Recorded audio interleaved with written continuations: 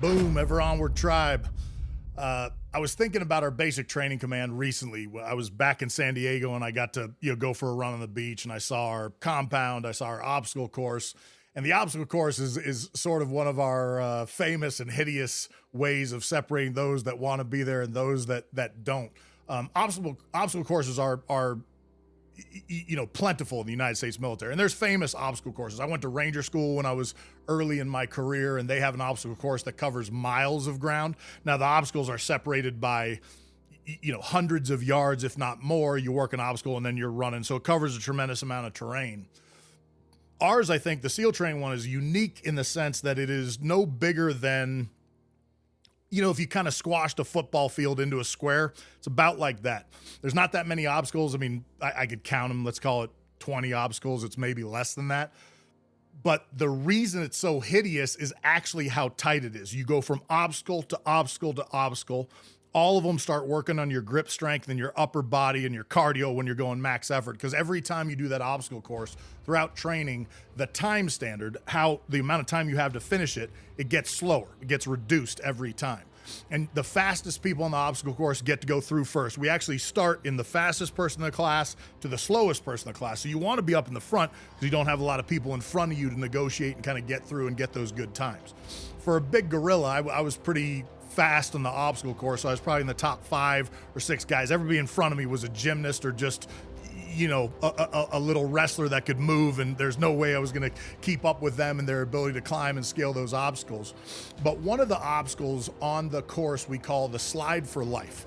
So it's a set of platforms. It's all in the sand, but you run up to the first platform. You kind of do a muscle up. You kind of jump your belly up on top of it, flop up on the next stand, and then there's multiple stands to get to the top. So you got to do kind of muscle ups or swing overs to scale up this. They don't give you a lot of help to do it.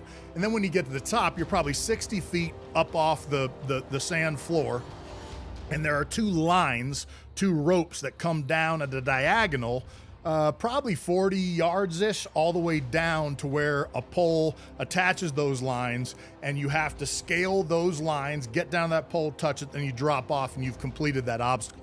Now, again, when you step off that top spot, like that leap of faith, the very first time you do it, you're actually underneath it. So you're kind of like monkey crawling underneath it with your legs on the rope and kind of shimmying down. By the time you get to a more advanced part of the course, you're on top of it doing this commando crawl down. So you're much faster and it's much more dynamic. But the first phase, when you're underneath it, your arms are already smoked. Your forearms are just on fire. And enough people get on that and are so smoked that they fall off. And they fall off. I mean, it happens enough that there's a nickname for it, which is called a sand dart. So it's somebody that falls off and darts into the ground. Look, this has caused more than a few mechanical injuries, broken legs, bones, hips, shoulders. It's put plenty of people out of training. And I think it'd be easy to look at that maybe from the outside looking in, that what would be the value of injuring somebody in training? And we don't look at things that way. We want you to get out on a difficult spot, hanging out over the edge and being comfortable with that discomfort so you can do that job well when it counts on the battlefield. I negotiated that for many years when I ran training, that it was just as it was. And several years ago, when I was driving back past the compound, I couldn't believe what I saw, but they had placed a safety net at the very bottom level of the Slide for Life. So if somebody fell off it, they'd fall into that safety net. And I'm sure some leader, and I don't want to say whether it's SEAL or not, or some advisor, somebody told them, hey, we're losing 5, 6, 8, 12 candidates a year to this. The value's not there. Let's put that safety net in and it'll save that. And somebody thought it was a good idea.